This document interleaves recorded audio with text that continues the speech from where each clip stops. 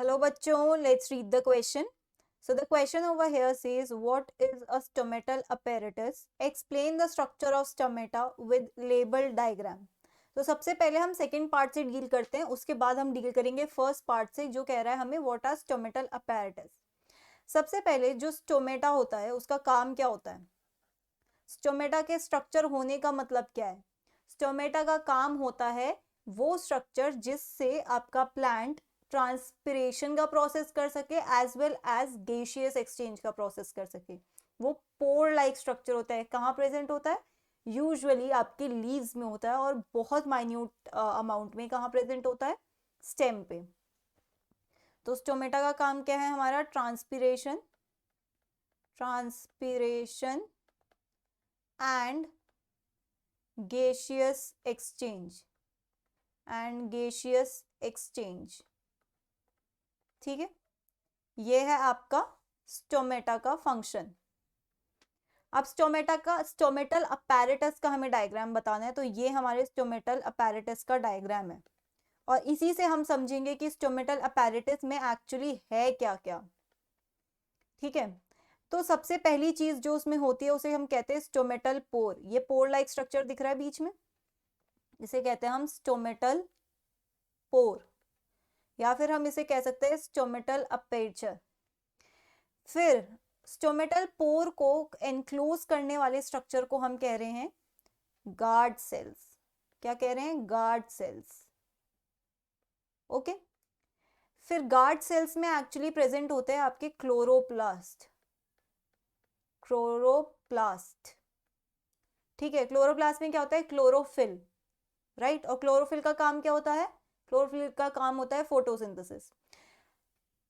अब ये आपका पोर है, पोर को एनक्लोज करा है किसने? गार्ड सेल्स ने. गार्ड सेल्स के आसपास कुछ सेल्स है जो स्पेशलाइज हो जाते हैं अपनी शेप एंड साइज में, उनको हम कहते हैं सब्सिडरी सेल्स.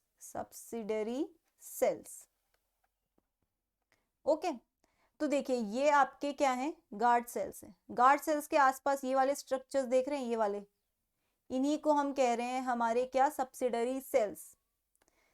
ये क्या होते हैं? स्पेशलाइज हो जाते हैं अपने शेप एंड साइज में. जो बाहर वाले सेल्स है इन्हें हम कहते हैं एपिडर्मल सेल्स. ये हमारे स्टोमेटल अपर्चर का पार्ट नहीं है, या स्टोमेटल अपैरेटस का पार्ट नहीं है. अब आप देख सकते हो यहाँ पे दो डायग्राम्स बनाए हैं. क्यों? ये जो दूसरा है ये पर्टिकुलरली आपका ग्रास के केस में. ग्रास के केस में देखिए स्टोमेटल पोर ये बीच में प्रेजेंट है, लेकिन गार्ड सेल्स का स्ट्रक्चर देखिए यहाँ पे कैसा है? गार्ड सेल का स्ट्रक्चर किडनी शेप, यहाँ पे है डम्बल शेप. तो इस पर्टिकुलर डिफरेंस की वजह से ग्रास के स्टोमेटल अपैरेटस को अलग दिखा रखा है. अब स्टोमेटल अपैरेटस की एक्चुअली में डेफिनेशन क्या होती है? स्टोमेटल अपैरेटस आपका वो स्ट्रक्चर है जिसमें आपके स्टोमेटल पोर आता है, गार्ड सेल आते हैं और सब्सिडरी सेल आते हैं. तो इसी को हम क्या कहते हैं? Stomatal apparatus. So we can write here stomatal apparatus comprises of stomatal pore. Stomatal pore को ही हम कह सकते हैं स्टोमेटल अपेचर,